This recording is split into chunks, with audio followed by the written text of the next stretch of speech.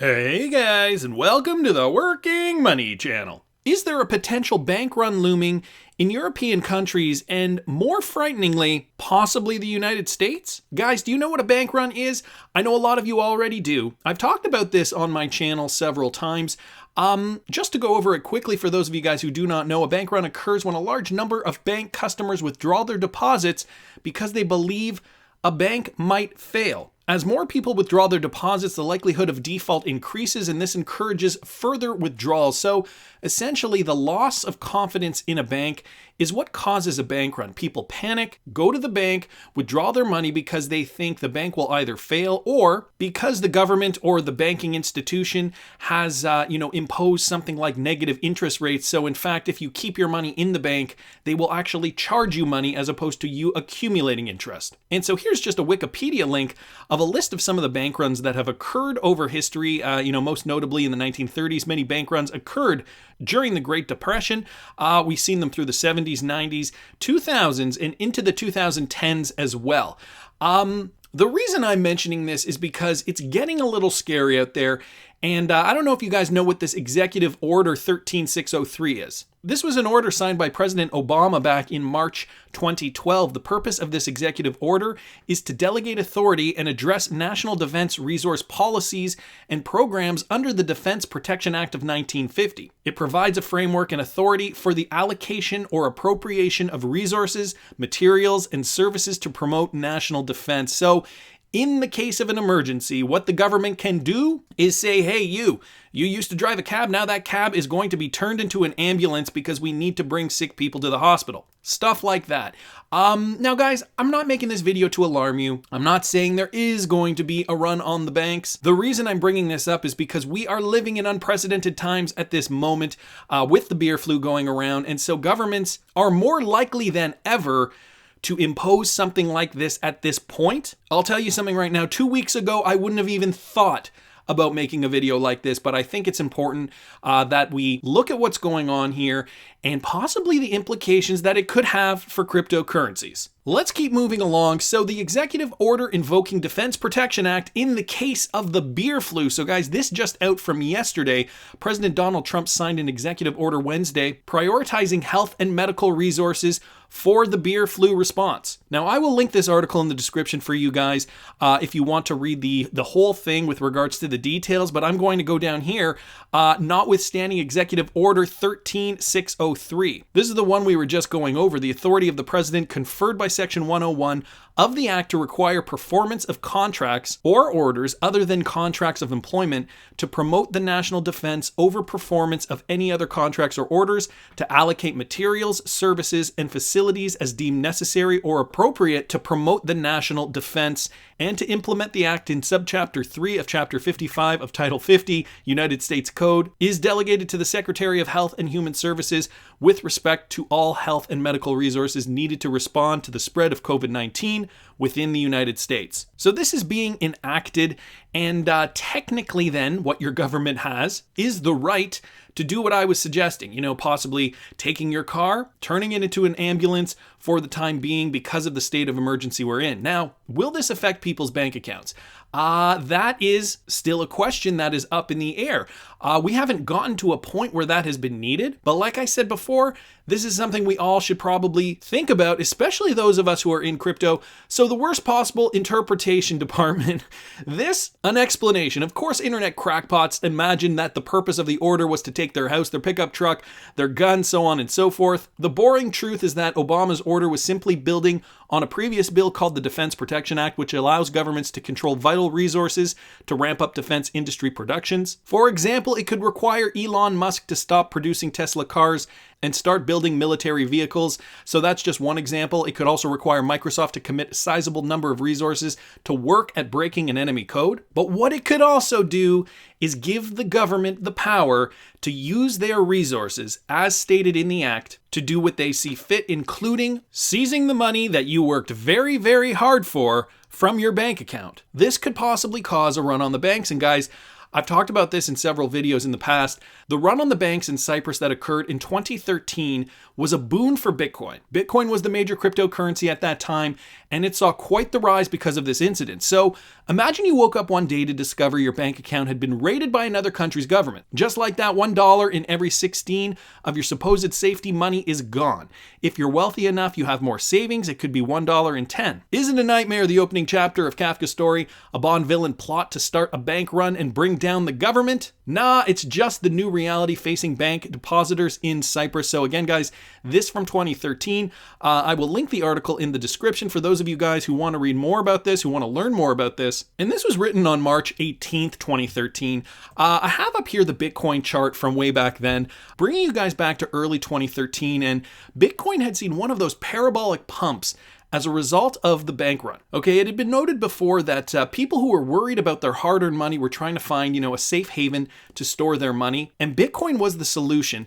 And look at what it did to price. Okay, Bitcoin essentially went from roughly $13 and change all the way up here to about $268 per BTC, and then of course came right back down. But guys, as you can see, it never really went back down to this $13 level. That was the last time Bitcoin had seen $13. After that, we just kept seeing parabolic shift after parabolic shift, always making higher lows, and you guys know the rest is history. Let me just go back here for a second. Let me just go back to the Bitcoin chart from 2013, early 2013, and I'm going to run some numbers with you guys, because if this is possible today, where could we see a Bitcoin? And guys, I'm going to get into some pretty complicated math here. For those of you guys who like the math videos, I've calculated out as a case study what we saw for Cyprus back in 2013 and how we can extrapolate that information and where we could potentially see a Bitcoin today if the United States did indeed see a run on the banks.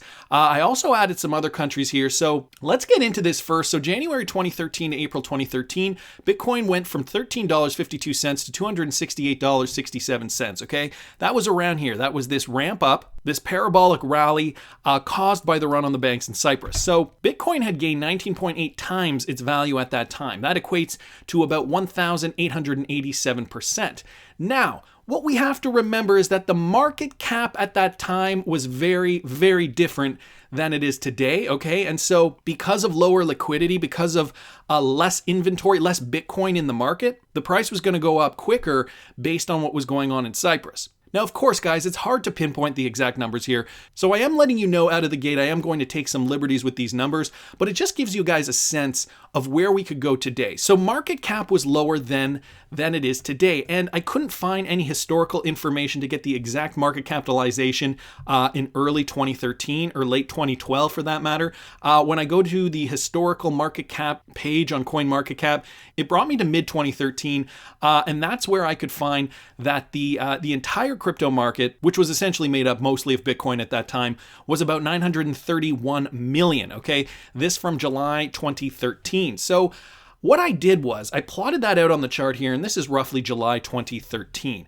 And what I did was I took the starting point from January 2013 and I brought up the percentage range tool just to kind of give us a sense of where we were at from here to here. And guys, it gives us a number of roughly 350%. So a 350% increase. What we can assume then is that the market cap was approximately 270 million, let's call it, okay? 270 million, right? Which is X times 350% would equate to roughly 931 million, okay? And the other thing we got to remember too, guys, is the population of Cyprus, okay? Population of Cyprus in 2013 was approximately 858,000 only. So again, I'm taking liberties. I'm sure it wasn't only people from Cyprus who were participating in this run on the banks, but I'm just going to keep this number fairly general, 858,000, and use that information to extrapolate to our numbers for today. So then what do we have here? So we have 270 million was the crypto market back in 2013,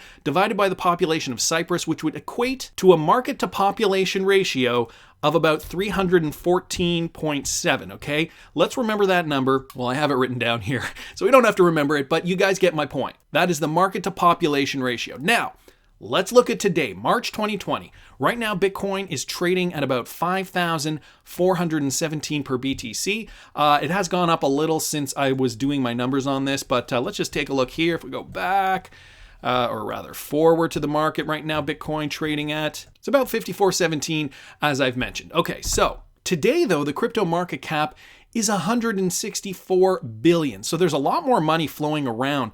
In fact, 607 times larger than that in 2013. Now, guys, I want to do these numbers based on a potential American run on the banks. If the American government needs to pull some emergency measures, and even let's say if it's just negative interest rates, if they're going to start charging Americans money to keep their money in the bank, that in itself could trigger a significant run on the bank. So take into consideration that we have a market cap of 164 billion, larger than in 2013, and the American population is roughly 327 million. Okay, I have that up here from just a quick Google search. So what do we have? 164 billion divided by 327 million.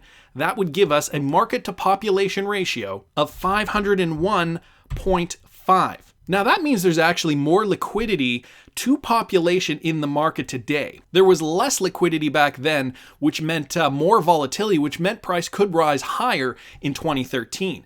And so what does that mean? That means that there's roughly between 501.5 and 314.7. That equates to about 37.3% less than we saw in 2013. So if you take this number, an increase of 1,887%, and if you remove 37.3% of that, that would give us 1,183%, okay? So now we're looking at a 1,183% increase.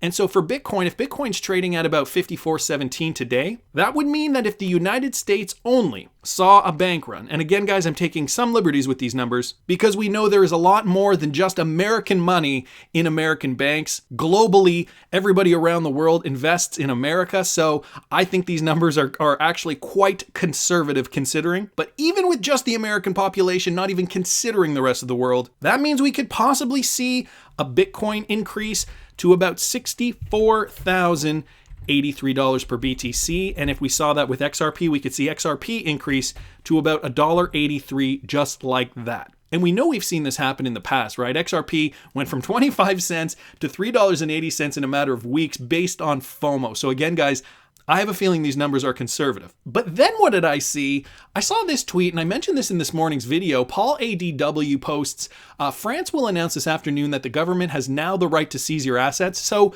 France is also in the same boat.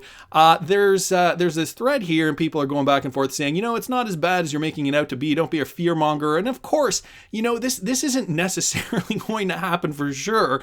I'm just saying that we don't know what's going to happen, and that's why we have to be vigilant. Okay, down here in this thread, finally somebody else mentioned, it was Mitch O'Connor. Belgium gave their government unprecedented powers today as well. So we've got France, we've got Belgium, and we've got the United States. Now, the population of France is about 67 million people, and the population of Belgium is about 11 million people, give or take. So now here's two more countries, okay? 3 in total. So now if we have France and Belgium in the mix, we've added a population of 78 million people. So now if we divide the crypto market, 164 billion, divided by 405 million people, this will give us a market to population ratio of 404.9. So you're seeing this ratio is slowly turning, okay? Now this only represents 22.3% less rather than the 37.3 we had in the last example. So now if we're only subtracting 22.3% from the 1,887%, what do we have? That would effectively make the percentage 1,466%. Now what would that mean for Bitcoin, guys? That would mean that we could see a Bitcoin price of 79,416 and potentially an XRP price of $2.27, just like that, adding 2 countries where the populations aren't even that big when you compare it to the rest of the world. Now, guys, this is a case study with just 3 countries where these kinds of measures are in place. And again, I know I'm probably going to get flack for this. Nobody's saying that there is going to be a run on the banks for sure. All I'm saying is that it has happened in the past and it could happen again. And let's not forget the other countries around the world. This is a global pandemic. I'm just using the United States, France, and Belgium as an example. Think of the rest of Europe, South America, so on and so forth. And guys, if more and more people are going to be experiencing this in their countries, this market to population ratio will go down, which means less cryptocurrency in the market, which means the top coins will rise. Anyway, I hope you got something out of this video. That's just my opinion, but I want to hear what you guys think. Please subscribe to the channel if you haven't already. Like the video if you like the content I'm providing. I always love hearing your comments. See you in the next one, guys.